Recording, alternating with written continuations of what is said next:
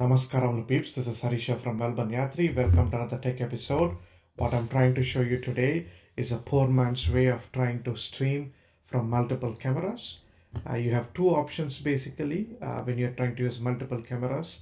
You can either individually record each camera in the SD cards inside the camera itself, copy them into a hard disk, get them into a program like Final Cut Pro or Davinci that I use. I'm not sure how they do it in Premiere Pro. I've not done it. I've not used that program, but I have used and I use both Final Cut Pro as well as Davinci Resolve. You can just edit as a multicam edit into that. The other option you're basically having is instead of trying to edit it after recording, during the recording itself, because you're using multiple cameras, different angles, if you're able to fix them up, then you can actually use something to switch from one camera angle to another camera angle, and thereby able to have a little bit edited video even before you go into actually editing. So you're doing a little bit of pre-editing by choosing all your angles at which you would like to record. That actually helps up a lot in speeding up your editing. So typically now I'm able to record 2 videos per weekend. My whole aim is to actually record anywhere between 5 and ideally 10 videos per weekend. If I can record it, then I can actually push it out for editing and get things moving actually, because obviously in a month I can't record on all weekends. So I'm trying to optimize my workflow as much as possible. So poor man's solution for this is this one. So I've gone ahead and actually bought a Camlink 4K capture card, and I bought a Stream Deck mini card. I actually have 2 cameras. One is my A7 Mark IV, which is using a USB-C connected to my Mac, which is an M1 chip Mac. And then I'm actually having a G9, which is giving this top-down view. Okay, and the G9 is actually outputting 4K 60p, which is going through the Camlink 4K HDMI capture card and into the PC. So I'm using a Belkin docking station or USB-C into my M1 Mac to push all this data in. It's a pretty neat setup, and I'm using OBS as the software to go ahead and actually record all of this. Now my original intention and basically the inspiration that I got from multiple content creators on YouTube is that I can use OBS and I can use a source record to go ahead and individually record these cameras in the OBS, as well as record a completely switched file. But what has actually happened is that I was getting a very choppy files out of them when I was trying to record individually all 4K and stuff. So now I've actually removed the source record completely. I have moved my A7 Mark IV's streaming from 4K 15 frames per second to 1080p, 1920 by 1080p, full HD, 60 frames per second. My G9 is actually using the Camlink 4K HDMI capture card and getting into my M1 Mac. And then I'm actually using my A7 Mark IV on USB-C. And I'm using this cute little Stream Deck Mini to go ahead and actually switch between multiple angles in this way. Can keep seeing multiple angles come up. One of the angles I've not programmed at. I'm using Rode NST USB Mini as my main source for audio. That's also a USB-C mic. A quick tip: if you're having a lot of USB-C recording devices, try to have 2-meter cables.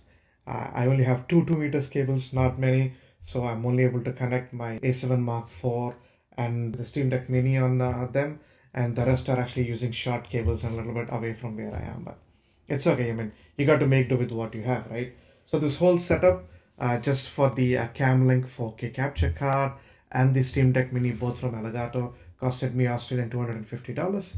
I got the Camlink 4K from a local store for around 147 to 150 Australian dollars, and then I got the Stream Deck Mini from a local store for around 99 Australian dollars. So these two are there. I bought the Rode NST USB Mini, a few months back from JB Hi-Fi, but I'm not going to add it as part of this particular setup because everyone needs a mic.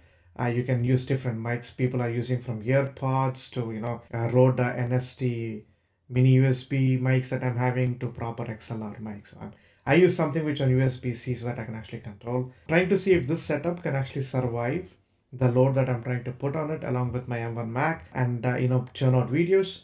In case it can't, then I'll actually go to the ATEM Mini Pro ISO, because I've seen the ATEM Mini on display. I mean, I've not bought it, but I've actually seen on display, evaluated very closely to buying that one.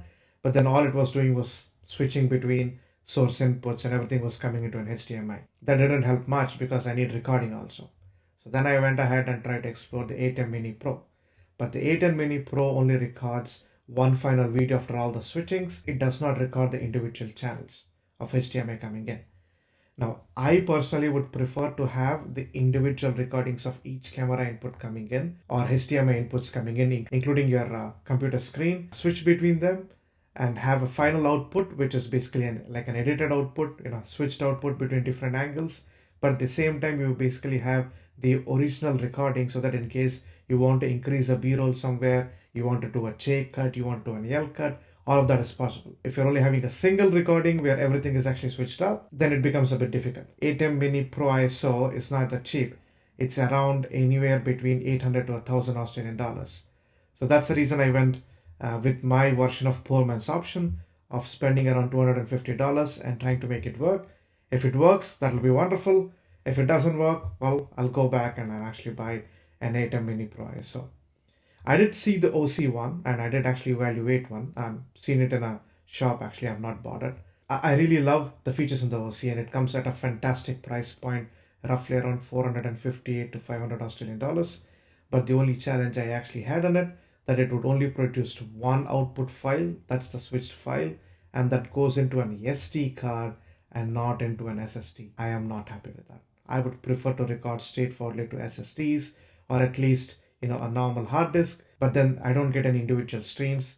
That's my main thing. Laptop, I would prefer to have individual streams and my computer to be recorded so that then I can actually play around with the footage during the final edit. I don't want the complete switched output because I'm still learning at this thing and I'm not that finished to have cuts being done on multiple angles and that just being my final view. That's my current thought process. Well, if you want me to do any detailed videos on the Stream Deck Mini or my Camlink 4K or my OBS setup, do let me know. I'm happy to make more videos on that. Please do comment below if you would like more content, something like this. So until the next video, take care, stay safe, peace.